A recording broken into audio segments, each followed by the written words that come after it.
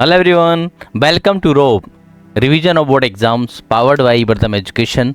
मैं S K Sharma, physics faculty physics coach, आपको पढ़ा रहा था फिजिक्स वाला पोर्शन क्लास 10th के अंदर। ठीक है बेटे, तो अपना लेक्चर नंबर 3 जो थे 3 लेक्चर कंप्लीट हो गए थे। चौथे लेक्चर में हम डिस्कस करने वाले हैं ओम्स लॉ क्या होता है और ओम्स लॉ पर एग्जाम में किस टाइप से क्वेश्चंस आपके बनेंगे। ठीक है बेटे, और 3 CPP हम डिस्कस कर चुके थे। चौथी CPP जो 4th CPP है वो इस लेक्चर के अंदर सॉल्व करेंगे। ठीक है, आगे बढ़ते हैं। इसमें सबसे पहले आता है ओम्स लॉ का स्टेटमेंट क्या होता है, और स्टेटमेंट में जो भी कंडीशन लगाई जाती हैं उनको भी हम यहाँ समझ लेते हैं क्या स्टेटमेंट होता है। आज ओम्स लॉ को प्रॉपर्ली समझेंगे भाई। ठीक है, देखें व्हेन द फिजिकल कंडीशंस, अब फिजिकल कंडीशंस क्या होती हैं, जैसे ये मान लेते हैं कोई कंडक्टिंग वायर है तो फिजिकल कंडीशन होती है इसकी लेंथ, इसका एरिया ऑफ क्रॉस सेक्शन, इसका टेम्परेचर, ये सब आपकी फिजिकल कंडीशंस के अंदर आती हैं। When the physical conditions of the conducting wire, that is the length, cross-sectional area and temperature are constant, physical condition नहीं बदलनी चाहिए, are constant, then the value of current flowing in the conducting wire is proportional to the potential difference applied across या between the ends of the conductor। इसका क्या मतलब है समझे बेटे, ये मान लेते हैं कंडक्टिंग वायर दे रखा है, टाइप से कोई कंडक्टिंग वायर है। ठीक है, ये कंडक्टिंग वायर दे रखा है आपको, इस टाइप से इसमें हमने एक बैटरी को कनेक्ट कर रखा है, प्लस माइनस ये बैटरी लगा रखी है। ये इसका है area of cross section capital A, ये length L of the conducting wire है। ठीक है, ये इस बैटरी के प्लस माइनस है, 20 वोल्ट की बैटरी है, मैं इसको चेंज कर सकता। ठीक है ना, अब इसकी जो फिजिकल कंडीशंस होती है length, area of cross section और इस वायर का टेम्परेचर मान लेते हैं T जो कि कांस्टेंट है, ये नहीं बदलने चाहिए। क्यों नहीं बदलने चाहिए अभी डिस्कस करेंगे। ठीक है बेटे, इसमें प्लस से माइनस क्या होती है बेटे, करंट फ्लो होती है। इसमें मान लेते हैं किसी टाइम T पर I करंट फ्लो कर रही है, I अगर ये प्लस से जाती है तो I वायर में वापस भी आनी चाहिए। अब ओम्स लॉ बोलता है कि इसकी physical condition L, area of cross section और टेम्परेचर अगर कांस्टेंट है तो इस वायर में करंट जो होती है वो वोल्टेज या पोटेंशियल डिफरेंस के प्रोपोर्शनल होती है। पोटेंशियल डिफरेंस इंक्रीज करते हैं तो करंट की वैल्यू इंक्रीज होती है। इसका मतलब होता है I is directly proportional to क्या होता है, potential difference across the conductor. अब I directly proportional to V है तो क्या देखा गया, इसका उल्टा भी करेक्ट होता है। मतलब इसमें ऐसे लिख सकते हैं V is directly proportional to I। ये आपका ओम्स लॉ होता है। क्लियर है यहाँ तक। अब आगे थोड़ा सा और इसको जब सॉल्व किया तो यहाँ पे एक प्रोपोर्शनलिटी कांस्टेंट आता है जिसको बोलते हैं R, V equal to IR लिख सकते हैं। जो R होता है वो R कहलाता है आपका resistance of the conductor. R को क्या बोलते हैं बेटे, रेजिस्टेंस ऑफ द कंडक्टर बोलते हैं। हम आगे पढ़ेंगे कि जो R की वैल्यू होती है वो ρL अपॉन A होती है। कई बच्चों को तो मालूम होगा ρL अपॉन A। रो क्या होती है बेटे, रजिस्टिविटी जो टेम्परेचर पर डिपेंड करती है, ध्यान रखना। L is the length of the conducting wire, A क्या होती है बेटे, area of cross section of the wire. अब देखो जब हम टेम्परेचर नहीं बदलेंगे तो रो कांस्टेंट रहेगी, L और A को भी नहीं बदलना है तो ही रेजिस्टेंस कांस्टेंट होगा बेटा, ध्यान रखना। अगर आपने टेम्परेचर बदल दिया, लेंथ बदल दी या एरिया बदल दिया तो आपका रेजिस्टेंस कांस्टेंट नहीं रहेगा। जब ये R कांस्टेंट नहीं रहेगा, R वेरिएबल हो गया तो V और I डायरेक्टली प्रोपोर्शनल नहीं रहेंगे। बेटे ध्यान रखना, R की वैल्यू V और I पर डिपेंड नहीं करती है बल्कि V और I R पर डिपेंड करते हैं, ध्यान रखेंगे। तो अगर कोई पूछे कि भाई ओम्स लॉ जब हम अप्लाई करते हैं तो उसमें फिजिकल कंडीशंस मतलब टेम्परेचर, लेंथ और एरिया को कांस्टेंट क्यों रखा जाता है, तो याद रखना टेम्परेचर, लेंथ और एरिया बदलने से उस वायर का रेजिस्टेंस बदल जाता है और रेजिस्टेंस बदलने की वजह से V और I जो होता है डायरेक्टली प्रोपोर्शनल वाला रिलेशन जो होता है वो वैलिड नहीं होता है। आगे समझ में, तो जब भी हम ओम्स लॉ का स्टेटमेंट देते हैं तो वायर की फिजिकल कंडीशंस को सेम रहना कंपलसरी है या कांस्टेंट रखना जरूरी है। क्लियर है बेटे। तो I is directly proportional to क्या हो गया बेटे, V। इसका उल्टा लिख देंगे बेटे, क्या हो गया, V directly proportional to I तो क्या आ गया बेटे, V इक्वल टू IR। ये फॉर्मूला आपको याद रखना है बेटे, ये क्वेश्चंस में काम आएगा। वेयर R क्या है, R इक्वल टू कांस्टेंट लेकिन क्या कहलाता है बेटे, which is called the resistance of the conductor, resistance of the conducting wire, जिसकी ऐसा यूनिट होती है बेटे ओम। इसको डिटेल में आगे पढ़ेंगे कि रेजिस्टेंस होता क्या है, किन किन फैक्टर्स पे डिपेंड करता है। आई थिंक समझ में आ गया को ओम्स लॉ कैसे डिफाइन करते हैं। तो जब एग्जाम में आ जाए डिफाइन ओम्स लॉ, तो एक तो स्टेटमेंट लिखेंगे और कंडीशन लिखना ना भूलें, फिजिकल कंडीशन सेम रहनी चाहिए। एक छोटा सा डायग्राम बनाएंगे और ये स्टेप से लिख देंगे, आर क्या है वो बता देंगे, बस इतना सा लिखना है आपको। ठीक है बेटे, आगे बढ़ते हैं। अब plot potential difference current graph and calculation of resistance. आपका अगर V और I का ग्राफ बनाया जाए तो कैसा बनता है, ये ध्यान रखना है बेटे। देखो हमने पढ़ा था बेटे, क्या पढ़ा था, V इक्वल टू क्या होता है बेटे, I इंटू R होता है। क्लियर है बेटे। देखो V और I, यहां से क्या समझ में आया था बेटे, V जो होता है वो डायरेक्टली प्रोपोर्शनल टू आपका I होता है।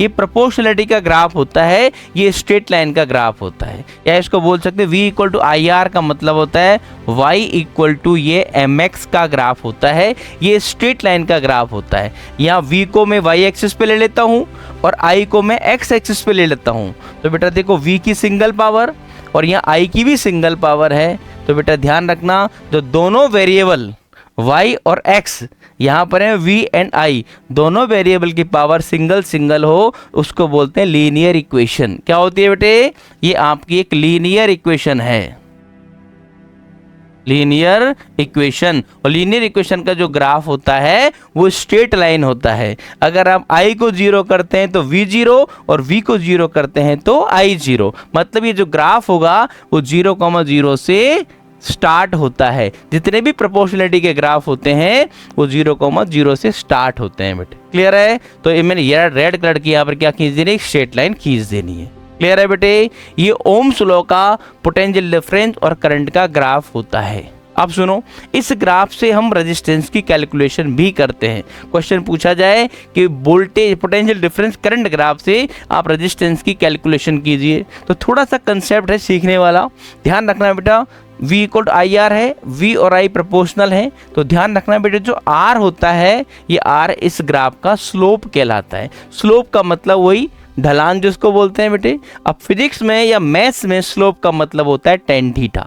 सभी बच्चों ने ट्रिग्नोमेट्री थोड़ी बहुत पढ़ रखी होगी, जिन्होंने नहीं पढ़ी है वो 10th क्लास में पढ़ लेंगे, तब आपको अच्छे से समझ में आ जाएगा। तो स्लोप का क्या मतलब होता है समझे। देखो वी नो दैट, ध्यान रखना बेटे, V equal to I R आपको याद रखना है। अब जो चीज निकालनी होती है उसको निकालो। R इक्वल टू कितना आ गया, V अपॉन I, ये रिलेशन आ गया आपका बेटा। हमेशा याद रखना स्लोप का मतलब होता है जैसे टेन थीटा होता है स्लोप का मतलब। V और I का जो रेशो होता है वो रेजिस्टेंस को रिप्रेजेंट करता है। इस स्लोप को बोलते हैं बेटे, slope of VI graph tan theta से रिप्रेजेंट किया जाता है, टेन थीटा से रिप्रेजेंट किया जाता है। टेन थीटा को V अपॉन I लिखते हैं। जैसे मान लो ये थीटा है और ये आपका राइट एंगल ट्राइंगल है, हो गया। तो टेन थीटा का मतलब क्या होता है, परपेंडिकुलर अपॉन बेस होता है। तो परपेंडिकुलर कितना आ जाएगा बेटे, ये पोटेंशियल वाला एक्सिस पे आ गया, और बेस क्या है आपके करंट एक्सिस आ जाती है।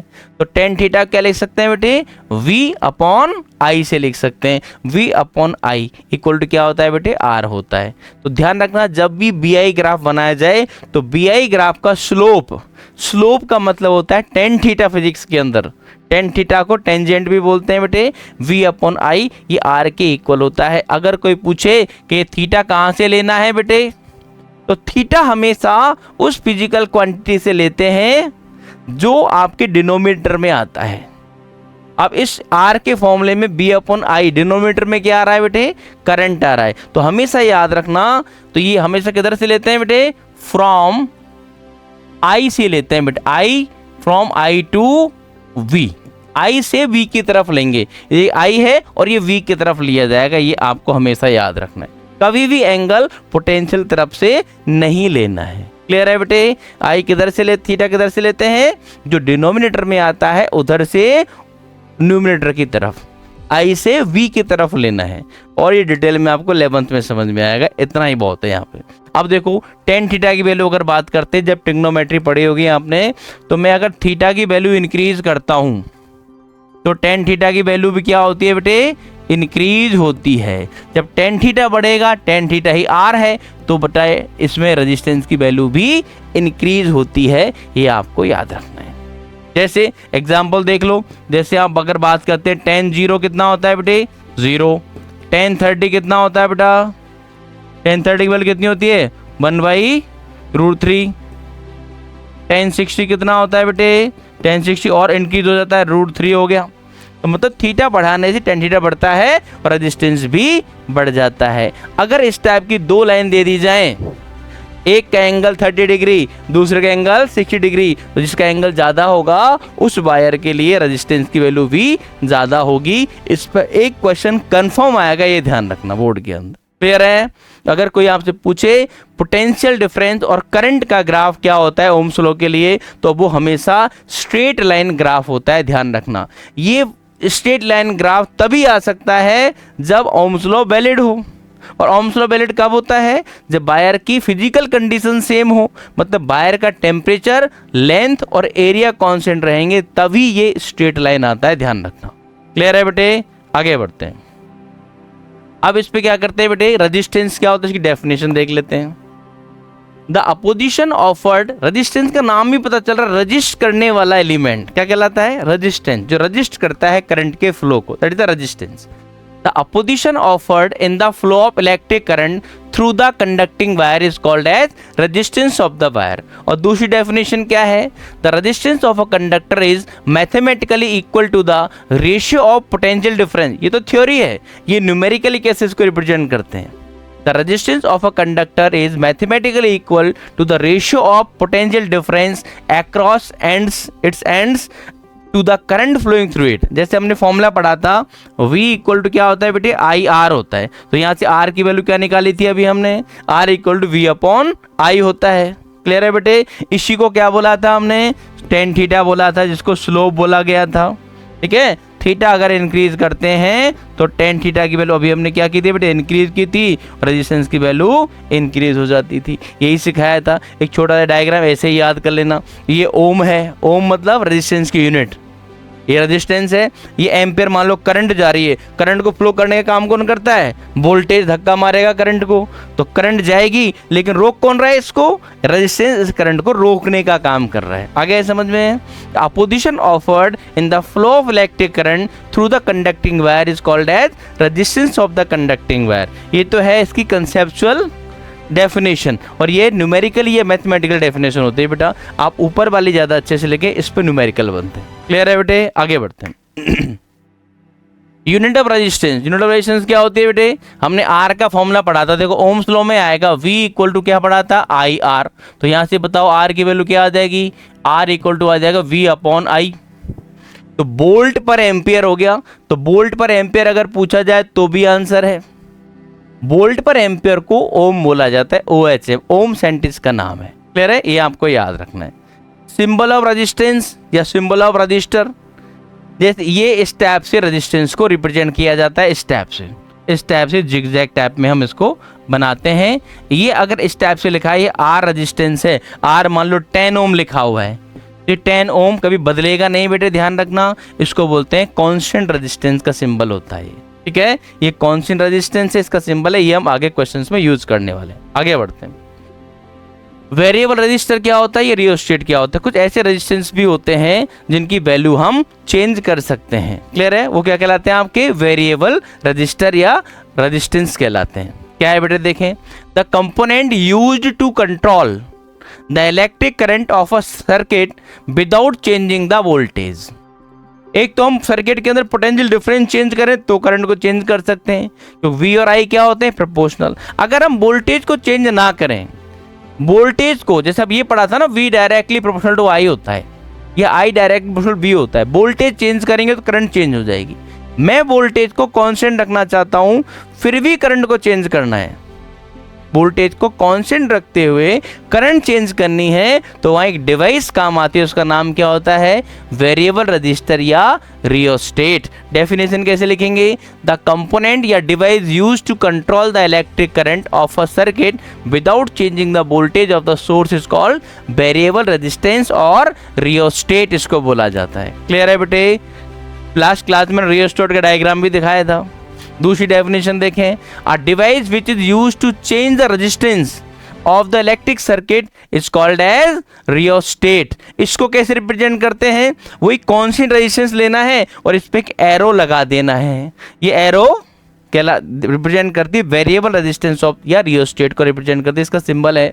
या इसको ऐसे भी रिप्रेजेंट कर सकते हैं, एक स्टेप से एरो लगा सकते हैं। ये देखो मैंने कल बताया था आपको, रियोस्टेट का डायग्राम मेरा एज इट इज, ये जो एरो है और ये जो एरो लगा हुआ ये ब्लैक वाला या एरो से रिप्रेजेंट किया जाता है। इसको जैसे इधर उधर खिसकाते हैं आपका रेजिस्टेंस चेंज होता है, थोड़ा इस टाइप का एक रेजिस्टेंस है, बल्कि कलर इसका क्या है, थोड़ा चेंज है, ये आपका रियोस्टेट कहलाता है। क्लियर है बेटे। रियोस्टेट में जैसे क्या करते हैं, ये जो नॉब लगी हुई है, ये वाला एरो लगा रखा है, ये इस ब्लैक वाले को रिप्रेजेंट ऐसे करते हैं। देखो ये पकड़ के इसको इस टाइप से चेंज करते हैं बेटे। इसके अंदर इसमें टर्मिनल लगे होते हैं, एक टर्मिनल ये रहा, एक टर्मिनल ये रहा, यहाँ पर भी सेम लगे हुए, एक ये रहा, एक ये रहा।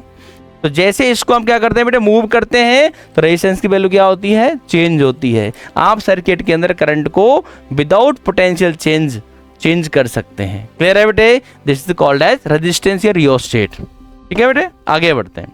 तो वेरिएबल रेजिस्टेंस क्या होता है, जो वोल्टेज को चेंज किए बिना सर्किट के अंदर करंट को चेंज कर दे, ऐसी डिवाइस कहलाती है वेरिएबल रजिस्टर या रियोस्टेट। आगे बढ़ते हैं बेटे। अब यहाँ करने वाले हैं बेटे क्लास प्रैक्टिस प्रॉब्लम 4 CPP 4। एक ट्राइंगल दिख रहा है, इसमें एक तरह की ट्रिक है, ये सभी बच्चों को याद रखनी है। कई बच्चे ऐसे होते हैं जिनको एक सिंपल से फॉर्मूला भी याद नहीं होगा, कोई दिक्कत नहीं है। उसको याद करने का तरीका क्या है बेटे, ये V = IR लिखा हुआ है, नहीं तो V = क्या होता है, इससे क्या बन जाएगा, V = IR दिख रहा है ना, V = IR एक फॉर्मूला है। देखो V क्या बन रहा है, इससे एक तो IR बन रहा है, ये पहला फॉर्मूला बन गया भाई। अगर मुझे मान लेते हैं I चाहिए तो देखो क्या हो रहा है, I इधर है और ऐसा लग रहा है ना B/R हो रहा है, तो I = लिख देना B/R। ऐसे ट्राइंगल बना सकते हैं, है कि नहीं, मैजिक ट्राइंगल। ये ट्रिक है एक तरह की याद। I = निकालना हो तो कैसे निकालेंगे बेटे, I = या तो यहीं से भी निकाल सकते हो ना, एक बार ये याद हो गया तो ये भी याद हो जाएगा। I = कितना हो जाएगा बेटे, V/R।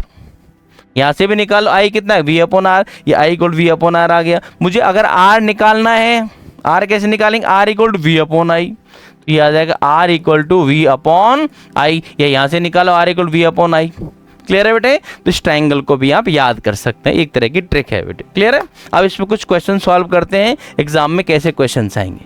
देखिए पहला क्वेश्चन, इसमें थोड़े ज़्यादा क्वेश्चन करने वाले हैं हम, प्रैक्टिस अच्छी हो जाएगी आपकी। स्लोप वगैरह का थोड़ा कंसेप्ट 9th 10th के अंदर थोड़ा कम होता है, 11th में इसको डिटेल में पढ़ोगे स्लोप क्या होता है। बिना स्लोप के फिजिक्स आगे नहीं बढ़ेगी। ठीक है बेटे। Question number 1, potential difference dash current graph have been drawn for 2 conductors. 2 conductor दे रखे हैं बेटे आपको, जिनके ग्राफ गिवन है, वायर A एंड B।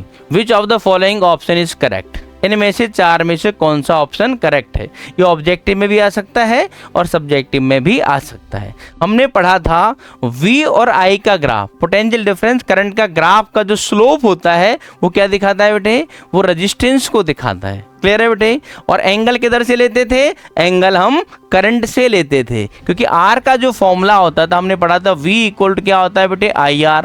तो यहाँ से क्या बनाया था फॉर्मूला, R = आ गया था V/I। क्लियर है। तो इसका जो स्लोप था, आपका स्लोप क्या था बेटे बताओ, स्लोप = क्या था बेटे, इसको tan थीटा बोलते हैं। tan थीटा का मतलब V/I था, इसको R भी बोला गया था। जिस वायर के लिए थीटा ज्यादा होगा, थीटा किधर, एंगल किधर से लेते थे बेटे, I से V की तरफ लेते थे। जो डिनोमिनेटर में आते से डिवाइड करते हैं, उधर से एंगल लिया जाता है दूसरे वाले वेरिएबल की तरफ। थीटा बढ़ाने से tan थीटा की वैल्यू क्या होती है बेटे, इंक्रीज होती है। ये एक स्टैंडर्ड तरीका है, ध्यान रखना। तो थीटा बढ़ाने स्टैंडर्ड बढ़ेगा तो रेजिस्टेंस की वैल्यू भी क्या होगी, इंक्रीज हो जाएगी। तो देखते हैं किसका एंगल ज्यादा है बेटे। I एंगल से अगर A कंडक्टर वायर A है, ये कंडक्टर वायर आपका B है, तो इसके लिए एंगल कितना है बेटे, ये मान लेते हैं θ1 है, या θA मान लो बेटे इसको। और वायर 2 के लिए एंगल कितना है बेटे, B के लिए, ये आपका एंगल θB है। तो देखो हमें दिख रहा है क्लियर, इसमें क्या आ रहा है बेटे, θB ग्रेटर देन कितना आ रहा है बेटे, θA है। तो क्या मैं इसका tan थीटा ले लूं, tan ले लेते हैं, चलो थीटा ज्यादा tan भी ज्यादा, तो क्या आ जाएगा बेटे, tan theta B greater than क्या आ जाएगा बेटे, tan theta A. Tan theta ही एंगल के रेजिस्टेंस कहलाता है, ये हो जाएगा बेटे R B greater than R A. एक तरीका तो बेटे ये है जो कि स्टैंडर्ड तरीका है, स्लोप से निकाल सकते हैं बेटे। क्लियर है? इसका आंसर कौन सा आ गया, R B greater than R A. तो ये डायरेक्ट भी देख सकते हैं, जिसका एंगल ज्यादा होगा उसका रेजिस्टेंस भी ज्यादा होगा। एंगल किधर से लेना है, एंगल आपको आई की तरफ से लेना है, ये ध्यान रखना है। क्लियर है बेटे? आगे बढ़ते हैं। दूसरा तरीका देख लो यहीं पे बेटे, मेथड नंबर 2। मेथड 2 कई बच्चों को जिनको स्लोप के बारे में समझ में नहीं आता है तो इस मेथड से भी कर सकते हैं। कैसे, देखो एक काम करना, सेम वोल्टेज लगाओ आप, ठीक है, सेम वोल्टेज लगा दो आप। सेम वोल्टेज अगर आप लगाते हैं इस टाइप से तो देखो किसमें करंट ज्यादा है बेटे, इसमें करंट कम है, इसमें करंट ज्यादा है। वही सेम वोल्टेज आपने अप्लाई किया, करंट किस में ज्यादा आई, ए में करंट ज्यादा आई। ए में करंट ज्यादा है तो रेजिस्टेंस क्या हो गया इसका, कम रहा होगा। भाई सेम वोल्टेज लगाया, ए में करंट क्या आ रही है बेटे, ज्यादा आ रही है, ए में करंट ज्यादा आ रही है तो उसका रेजिस्टेंस कम होगा। अगर समझ में, ये भी आप सॉल्व कर सकते हैं इससे भी। लेकिन ये टेन थीटा वाला जो तरीका होता है ये बेस्ट तरीका होता है बेटा स्लोप का, इसको ऐसे ही निकाला जाता है। क्लियर है? क्वेश्चन नंबर 2 की बात कर लेते हैं। इस बार क्या दे रखा है बेटे, थोड़ा सा चेंज कर दिया क्वेश्चन के अंदर। Potential difference dash current graph has been drawn for two conductors wire conductor wires A and B, which of the following graph is correct. इस बार क्या दे रखा है बेटे, वाई एक्सिस पे क्या ले लिया, करंट को ले लिया, और एक्स एक्सिस पे क्या ले लिया, पोटेंशियल डिफरेंस को ले लिया। कोई दिक्कत नहीं, थोड़ा चेंज कर दिया तो जरूरी नहीं है कि एक्स एक्सिस से लो एंगल। इस बार करंट किधर है, वाई एक्सिस की तरफ है, तो कोई दिक्कत नहीं है। इस बार क्या लेंगे बेटे, हम इधर से एंगल ले लेंगे। इसका क्या हो जाएगा बेटे, ये है थीटा बी। इसका एंगल आई से वी की तरफ ही लेते हैं हमेशा, चाहे लेफ्ट टू राइट लो चाहे राइट टू लेफ्ट लो, कोई फर्क नहीं पड़ता। ये थीटा बी है और ये कितना हो जाएगा बेटे आपका, ये आपका थीटा ए हो जाएगा बेटा, ये है थीटा ए। अब बताओ कौन सा एंगल ज्यादा है। देखो we know that slope of B I graph, slope of V I graph क्या था बेटे बताओ, slope of B I graph को हम टेन थीटा से रिप्रेजेंट कर रहे थे। टेन थीटा का मतलब क्या था, वी अपॉन आई था, इसी को हम रेजिस्टेंस बोलते थे बेटे। अब जिसका थीटा ज्यादा होता था उसका टेन थीटा भी ज्यादा होता था। थीटा किधर से लेते थे, आई से, उसका रेजिस्टेंस भी ज्यादा होता था। तो बताओ किसका एंगल ज्यादा है इस बार, ए का ज्यादा है, तो थीटा ए ग्रेटर देन कितना आ गया बेटे, थीटा बी। तो इससे क्या समझ में आया, इससे ये समझ में आया जिसका थीटा ज्यादा उसका टेन थीटा भी ज्यादा। टेन थीटा ए ग्रेटर देन कितना आ जाएगा बेटे, टेन थीटा बी। तो इससे और क्या समझ में आ रहा है, इससे समझ में आ रहा है कि R A greater than R B. क्या आपको समझ आ गया बेटे, R A greater than R B है इस बार।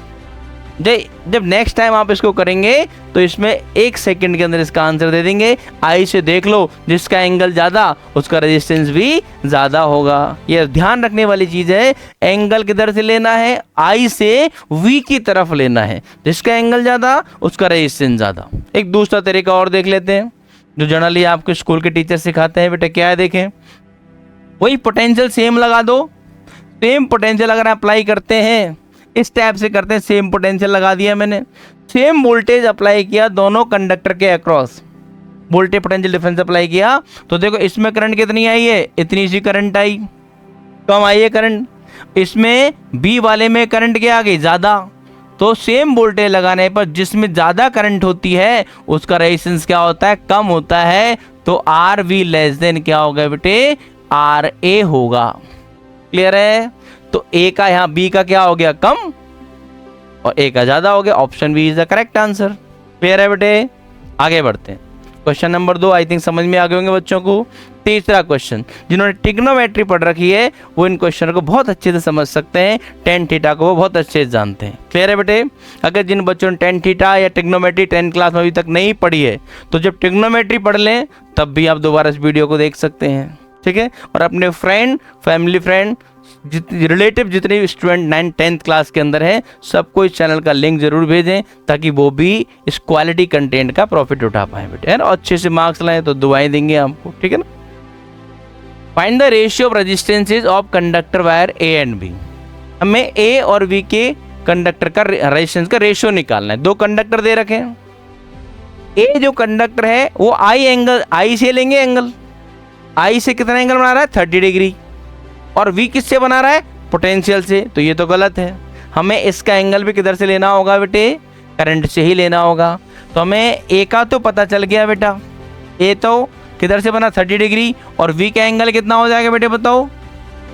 सब जानते हैं बेटे एक्स और वाई में कितना एंगल होता है 90 डिग्री होता है, तो ये 30 है तो ये कितना हो जाएगा आपका 60 डिग्री हो जाएगा कि नहीं हो जाएगा बताओ। तो देखो आर ए की वैल्यू निकाल लेते हैं। Resistance of A, R A equal to, R A को लिखा जाता है स्लोप, स्लोप मतलब tan थीटा ए। ये जो एंगल ए है कितना है बेटा ए के लिए 30 डिग्री, इसकी वैल्यू लिख देते हैं बेटा कितना आएगा tan 30 डिग्री। tan 30 की वैल्यू कितनी होती है 1/√3 होती है, ट्रिग्नोमेट्री की चीज है, ठीक है बेटे। आर वी कितना हो गया बेटे, बायर 2 का रेजिस्टेंस निकाल रहे, आर वी इक्वल टू कितना हो जाएगा बेटे, ये आ जाएगा tan theta V, tan theta V. इसकी वैल्यू बताओ, थीटा वी कितना है बेटा, वी वाले कंडक्टर के लिए एंगल कितना है 60 डिग्री आई से, तो ये आ जाएगा कितना tan 60 डिग्री। tan 60 की वैल्यू कितनी होती है बेटे √3 होती है। अब हमें क्या निकालना है, अब हमें दोनों का रेशियो निकालना है, तो R A upon R B निकल जाएगा बेटे, ये आ जाएगा R A upon R B. इसकी वैल्यू आ जाएगी बेटे 1/√3 अपॉन √3 अगर करते हैं तो ये √3 नीचे आ जाएगा, √3 कितना होता है बेटे 3, तो आंसर आ जाएगा बेटे 1/3। तो आंसर क्या लिखेंगे बेटे 1:3। क्लियर है बेटे, 1:3 इज द करेक्ट आंसर, ये इसका आंसर है। क्लियर है बेटे, अब आगे बढ़े। क्योंकि ये जो बच्चे कंपटीशन तैयारी करते हैं या कोई ओलंपियाड की तैयारी करते हैं, सारे टाइप की एग्जाम्स के लिए मेरे लेक्चर्स बहुत इंपॉर्टेंट हैं। बिल्कुल बेसिक से हम एडवांस लेवल तक 10th क्लास के कंसेप्ट को समझाएंगे। फिर है बेटे, कई बच्चों को थोड़ा सा टिपिकल लग सकता है कंटेंट, लेकिन यही लेवल होना चाहिए पढ़ाई का, ठीक है बेटे। आगे बढ़ते हैं, रट्टा नहीं लगाना है, चीज़ों को समझना है। आगे बढ़े। Question number 4। अब तक क्या था, ये वी और आई का जो ग्राफ होता है वो आपने देखा कि सर ये तो स्ट्रेट लाइन होता है। क्लियर है बेटे। अब कई बार क्या होता है, अगर मान लो आपने जैसे आप पढ़ते थे v इक्वल टू क्या होता था बेटे आई आर, ये v और i का जो ग्राफ था v directly proportional to y, straight line तब तक ही था जब आप टेम्परेचर, लेंथ और एरिया को चेंज नहीं करते थे। कि सर अगर हमने टेम्परेचर को चेंज कर दिया या लेंथ एरिया को बदल दिया तो क्या वो स्ट्रेट लाइन रहेगा, अब वो स्ट्रेट लाइन नहीं रहेगा। बेटे ध्यान रखना, ऐसे कंडक्टर जो ओम्स लॉ को फॉलो करते हैं या जिनमें बी और आई स्ट्रेट लाइन बनता है ग्राफ, उनको बोलते हैं ओमिक कंडक्टर्स, और जिनमें B I graph straight line नहीं रहता उनको बोलते हैं नॉन ओमिक कंडक्टर्स। मतलब उसमें ओम्स लॉ फॉलो नहीं होता, जो ओम्स लॉ को अप्लाई या ओवे नहीं करते, फॉलो नहीं करते, वो नॉन ओमिक कंडक्टर्स होते हैं। तो ये जो ग्राफ है वो ओमिक कंडक्टर्स के लिए नहीं है, ये नॉन ओमिक कंडक्टर्स के लिए होता है। नॉन ओमिक कंडक्टर्स में सेमी कंडक्टर आती हैं, आपके अलॉय आते हैं, ये ध्यान रखना बेटे, डायोड, ट्रांजिस्टर्स, ये सब आपके क्या आते हैं नॉन ओमिक कंडक्टर्स के अंदर आते हैं। क्लियर है। तो इसमें भी क्या करना है, हमें स्लोप से देखना है। क्लियर है बेटे। अब किसी भी कर्व पर स्लोप कैसे निकालते हैं, या तो हर जगह पे एंगल क्या हो रहा है बदल रहा है, तो स्लोप का मतलब होता है tan थीटा, और tan थीटा को टेंजेंट भी बोला जाता है। तो हमें क्या करना है, जिस भी पॉइंट पर रेजिस्टेंस निकालना हो उस पॉइंट पर क्या निकालनी है बेटे, आपको टेंजेंट ड्रॉ करनी है, और टेंजेंट ड्रॉ करके उसका रेजिस्टेंस निकाला जाता है। देखिए कैसे करते हैं। विच of the following is correct, बताना है कि 1 और 2 दोनों पॉइंटों का रेजिस्टेंस क्या होगा, अलग अलग होगा। ये वेरिएबल रजिस्टर हो गया बेटा, ठीक है। तो इनमें से कौन सा करेक्ट ऑप्शन है, तो सबसे पहले क्या करना है, ए पॉइंट पे हमें रेजिस्टेंस निकालना है। तो क्या करते हैं बेटा, ए पॉइंट पे आपको एक टेंजेंट ड्रॉ कर देनी है इस टाइप से, ये ए टेंजेंट हो गई। क्लियर है, ये ए पॉइंट पे टेंजेंट हो गई। ए पॉइंट ये आई से कितना एंगल बना रहा है, ये θ1 बना रहा है। ये ध्यान रखना। अब बी पर रेजिस्टेंस अगर निकालना है तो बी पे टेंजेंट बना देंगे बेटे। बी पे टेंजेंट कैसे आएगी, देखो ये बी की टेंजेंट आ गई, टेंजेंट लगनी भी चाहिए, ये बी की टेंजेंट है ना बेटा। ये एंगल कितना आ गया, देखो ये एंगल बहुत ज्यादा आ गया, θ2 है। अब कौन सा एंगल ज्यादा है बेटे, आई सी, वही एंगल ही देखना है, क्लियर है। अगर सिंपल देखेंगे तो आंसर नहीं आएगा। तो देखो क्या हो रहा है बेटे, जिसका एंगल ज्यादा होगा उसका रेजिस्टेंस ज्यादा होगा। तो देखो बेटा हम जानते हैं स्लोप, वी आई ग्राफ का जो स्लोप था वो क्या था बेटे, स्लोप इक्वल टू कितना था बेटे, टेन थीटा। टेन थीटा की वैल्यू वी अपॉन आई थी, इसी को बोला जाता रेजिस्टेंस। थीटा जिसका ज्यादा उसका टेन थीटा भी ज्यादा होता था। तो यहाँ पे क्या दिख रहा है बेटे, θ2 ग्रेटर देन कितना है बेटे, θ1 है। देयरफॉर क्या हो गया बेटे, tan θ2 ग्रेटर देन कितना आ जाएगा, tan θ1। तो यहाँ से आ जाएगा बेटे R2 ग्रेटर देन R1। क्या आपको यहाँ तक समझ आया कि नहीं आया बताओ। R2 ग्रेटर देन R1 कौन सा आंसर है बेटे बताओ, option B is the, D is the correct answer. ठीक है, तो अगर आपको किसी नॉन लीनियर ग्राफ जो कर्व दे रखा हो, स्ट्रेट लाइन ना हो, तो भी उसका रेजिस्टेंस निकाला जाता है, वो रेजिस्टेंस उसका वेरिएबल होता है। क्लियर है बेटे, क्योंकि इसका टेम्परेचर पक्का चेंज हुआ होगा या कोई ना कोई फिजिकल कंडीशन को चेंज किया गया होगा इसकी को। क्लियर है बेटे। तो यहाँ टेंजेंट एक तरीका और बताता हूँ, पेन मेथड। आपको क्या करना है, आई से देखना है और इस टाइप से पेन लगा लेना। ये एंगल कम है, एंगल कम है कि नहीं बेटे बताओ, और ये एंगल क्या है बेटे, ये ज्यादा एंगल है। तो जिसका एंगल ज्यादा होता है आई से, उसका रेजिस्टेंस ज्यादा होता है। इस टाइप से फटाफट से आप निकाल सकते हैं। क्लियर है बेटे। तो जब भी स्ट्रेट लाइन ना दे रखा हो तो भी रेजिस्टेंस की कैलकुलेशन हम कर सकते हैं, स्लोप से करेंगे बेटे। आगे ठीक है, समझ में, आगे बढ़ते हैं बेटे। अगला क्वेश्चन है number 5, the resistance of a conductor wire does not depend on. बेटा डिपेंड और डज नॉट डिपेंड के क्वेश्चंस में आप अंडरलाइन करके आगे बढ़ा करो हमेशा, वरना आपका आंसर गलत हो सकता है।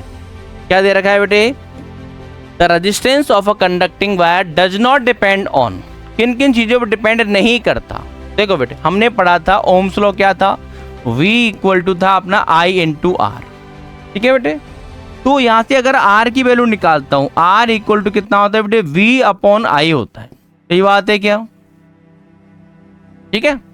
तो अगर कई बच्चों को ऐसा लगता है कि वोल्टेज चेंज करेंगे तो रेजिस्टेंस चेंज हो जाएगा, या करंट चेंज करेंगे तो रेजिस्टेंस चेंज हो जाएगा। ठीक है, तो देख लेते हैं क्या करंट और वोल्टेज डिपेंड करता है कि नहीं करता। ये थोड़ी सी सावधानी रखनी है, इंपॉर्टेंट क्वेश्चन है बेटे, 10th क्लास के हिसाब से ये याद भी रखना है। ठीक है ना। देखो अगर मैं वोल्टेज को क्या कर देता हूँ बेटे, डबल कर देता हूँ, तो कितना हो जाएगा बेटे 2V। तो करंट भी कितनी हो जाएगी बेटे, करंट भी 2I हो जाएगी, क्योंकि करंट और वोल्टेज क्या होते हैं, पोटेंशियल डिफरेंस प्रोपोर्शनल होते हैं। तो बेटे अभी बताओ कितना आ गया, ये R की R आया कि नहीं आया बताओ। अरे पोटेंशियल को 2V किया, करंट को 2I हो जाएगी ऑटोमेटिक। तो इनका रेशियो अभी भी क्या है R, मतलब R जो होता है वो वोल्टेज और करंट पे डिपेंड नहीं करता है, ध्यान रखना। जबकि वोल्टेज और करंट दोनों ही किस पे डिपेंड करती है, रेजिस्टेंस पे डिपेंड करती है। उल्टा है, ध्यान रखना बेटे। देखने में लग रहा है कि वोल्टेज बदलेंगे रेजिस्टेंस बदल जाएगा, लेकिन ऐसा नहीं होता है। तो बेटा सबसे पहले सबसे इंपॉर्टेंट चीज याद रखना, जो रेजिस्टेंस की वैल्यू होती है वो करंट पे डिपेंड नहीं करनी है, सावधानी रखनी है बेटे। पोटेंशियल डिफरेंस पे डिपेंड करता है क्या, इस पर भी डिपेंड नहीं करता है। क्लियर है, ठीक है। Option C length and area of cross section, इस पे डिपेंड करता है। आगे समझ में, इस पे नहीं करता, इस पे नहीं करता, किस पे डिपेंड करता है, length of area of cross section और टेम्परेचर डिपेंड करता है। तो आपसे आंसर क्या पूछा गया है, किन किन फैक्टर्स पे डिपेंड नहीं करता। तो इसके आंसर क्या हो जाएंगे बेटे, इसके मल्टीपल करेक्ट आंसर हैं, A एंड B दोनों ऑप्शन होंगे। करंट और वोल्टेज पे डिपेंड नहीं करता है, तो इसके अकॉर्डिंग जो आंसर होगा बेटे इनकरेक्ट ही पूछा गया है। जिन पर डिपेंड नहीं करता वो करंट और पोटेंशियल है बेटे। क्लियर है, इन दोनों पे डिपेंड करता है। क्लियर है, आगे बढ़ते हैं बेटे। इसमें A और B दोनों करेक्ट आंसर हैं, ये ध्यान रखना है। तो resistance, length, area of cross section और टेम्परेचर पर ही डिपेंड करता है बस, और किसी पे डिपेंड नहीं करता। आगे बढ़ते हैं।